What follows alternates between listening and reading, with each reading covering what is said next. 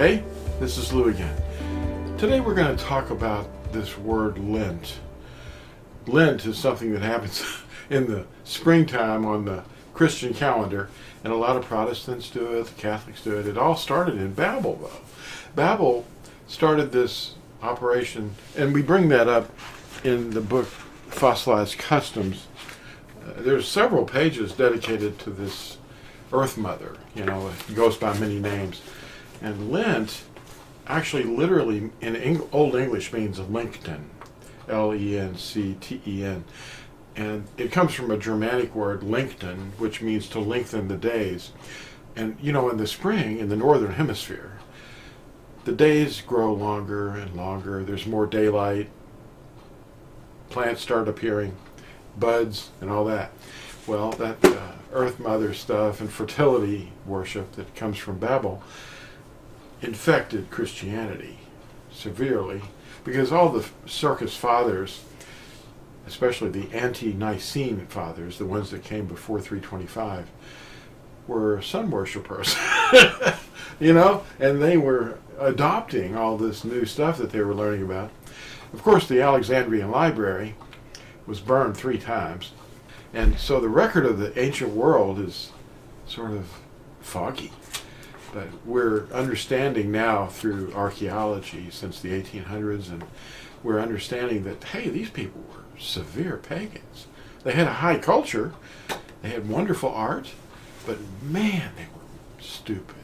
You know, they didn't know their Creator. And today we do know Him, some of us anyway. Billions don't. And we're out here looking kind of silly to them, you know. Hey, what's wrong with you? You don't do birthdays. You don't do Valentine's Day. You don't do EASTER. You're ruining your children. No, we're not. Traditions have ruined our children already, and the world is actually deceived by the dragon. The book Fossilized Customs deals with several issues. One of them, well, several. There's many. It does show you the right way, too, but it shows you Yahuwah's word. And he instructed us not to learn the ways of the heathen. And he didn't ever change his mind. EASTER mourning. Most circus groups decorate with lilies on EAST mourning. Instead of inheriting the truth, they've inherited Babylon. They do nothing Yahuwah instructed us to do, but everything he ordered us to never learn to do. Anyway, look at some of this stuff in there. It's just nutty stuff. This is the symbol of the Earth Mother, the fleur de lis, the flower of the lily. That's what that means in French.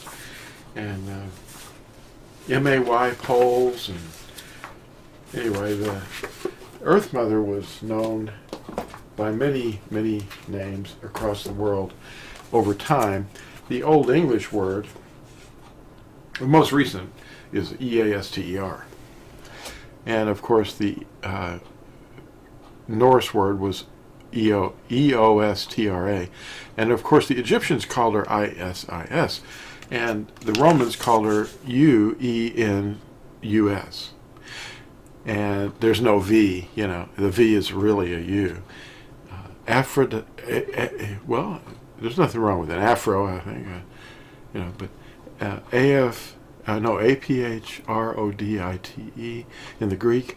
And the Indians, the people that are from India, worship the Earth Mother in this name, GAURI. And of course the Babylonians it was ISHTAR. Semiramis, you know, Nimrod's mother, wife. Well, actually, it was Nimrod's real wife was Semiramis, and they say that she was also his mother. But that was because Tammuz was born from the seed of Nimrod, hopefully. And Tammuz was a real person. But anyway, the idea of Nimrod being also married to his mother, it's not exactly right, because the whole idea of reincarnation happened in Babel. And of course, the people in India and Hinduism and Buddhism, they all inherited this talking to the dead necromancy thing. Talking to dead people, their parents. You know, how would an alien deal with this? How does Yahuah deal with this? His kingdom is not of this world yet, but he's coming and he's straightening us out. Anyway, the Tammuz character was a rebirth of Nimrod. And that's why Nimrod is claimed to have been married to his mother. You know, see, it's just nutty stuff. Reincarnation, which means to re-inhabit flesh. And in a former life, I think we were friends. No, you're a unique being created by Yahuah. Oh, and this book too, Truth or Tradition. And this, the subtitle, is The Transformation of Paganism. Yeah. You can get these at Amazon.com. Just look for Lew White author's page, and it'll pop up. Anyway, this Earth Mother thing and Lent. Well, what was Lent? What's Lent? Why are we seeing people fasting for 40 days? Well, the character that they call Tammuz from Babel was slain by a hog or some kind of a wild boar, and that got associated with this thing too. You know, Easter, Sunday in the morning, waiting for, you know, the sun to rise, because they were sun worshippers. And they've mixed this up with Yahuah's resurrection, which is about first fruits. We'll talk about that in a moment. So anyway, the 40 days and fasting from meat, where's that written? I don't know. It's not. It's some kind of tradition. And so people live by traditions, and they won't live by the word of Yahuah. They refuse to. So he was killed by this wild boar. So the women would fast every year on the day he was killed for 40 days. And they were weeping for Tammuz. Just go to the internet, search the words, weeping for Tammuz. That's Tammuz. It became Lent. And of course they associated it with the resurrection at the end of Lent, which is about the first fruits. See, Yahuah's calendar has 7 high Sabbaths. And the first one in the year is Pesach, or Passover. Passover is Yahusha. That's who he is.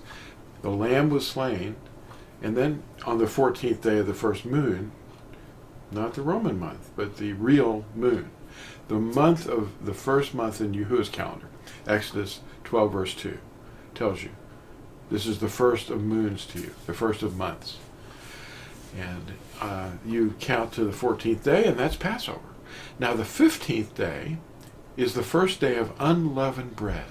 Unleavened bread is when we don't have any leaven in our homes. Now that is a shadow, a picture that we're supposed to learn from, that we're not to listen to men's teachings and inherit them and live by them. So we throw that leaven out. See, that's what leaven is, men's traditions. They make stuff up all the time. They're still doing it. They're making their own ideas up and living by those instead of Yahuah's word. Continuing on with this idea of 40 days of fasting, it's really associated with the weeping for Tammuz, because he was slain by a wild boar. That's Babylonian. You don't want to get involved in that stuff. Yahuah didn't do that. And it has nothing to do with his resurrection, of course. And the ashes on the forehead, that's some kind of a thing that they do on the 4th day of a week before, as the first day of what they call Lent. They put ashes on their forehead. That's Hindu.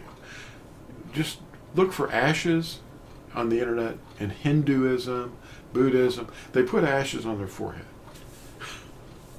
And it's about weeping for Tammuz. Anyway, Paul says, let there be no divisions among you. 1 Corinthians 1, verse 10. Now, what is the unleavened bread thing? Well, you'd throw the bread that you have that was made with leaven out of your house. Not your beer, not your dog food, but your bread. You don't have any comets. That would be living yeast, you know. And you clean all that out. Don't eat it. Every day you eat a piece of matzah, which is unleavened bread. It's like a cracker. I ought to get a box and show it to you. I'll grab a picture and show it to you maybe. Matzah and Bikurim happen every year, and it's something that we look forward to and we look back at. And it has to do with the Passover lamb, Yahushua, and his resurrection, which is called Bikurim, or it means first fruits or firstborn. And Bikurim is what we would call resurrection. That was the day during the week of Matzah that Yahushua was resurrected. And that's why he's firstborn. It's called Bikurim, and it's a Hebrew word. And we understand it's the resurrection. Not a reincarnation, but a resurrection. Now, Yahushua is resurrected. He's in us now because he's ascended, and he's sent forth his Ruach, or his Spirit, into those who obey him. And Matzah and Bikurim, okay. Matzah is a 7-day abstinence from yeast. And it represents throwing out the leaven of men's teachings from our thoughts, out of our hearts. Get rid of that. If men said it, and it's not in the scriptures, abandon it. Get rid of it. That's what unleavened means. You're supposed to be unleavened. Get unleavened. Don't listen to men. Let Yahushua teach you from his word. If it's something they're hunting down and trying to find in there to prove what they already believe, that's eisegesis. You can't do that. You can't just twist his words and say, yeah, let's just make that work.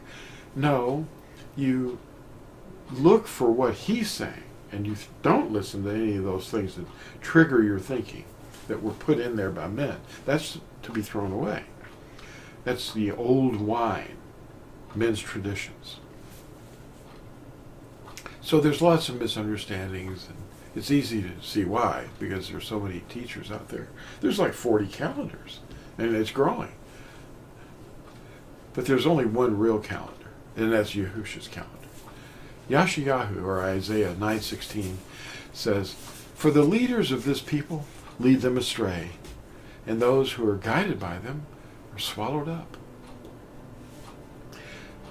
Thank you for watching this, and we'll see you in the next video. Bye.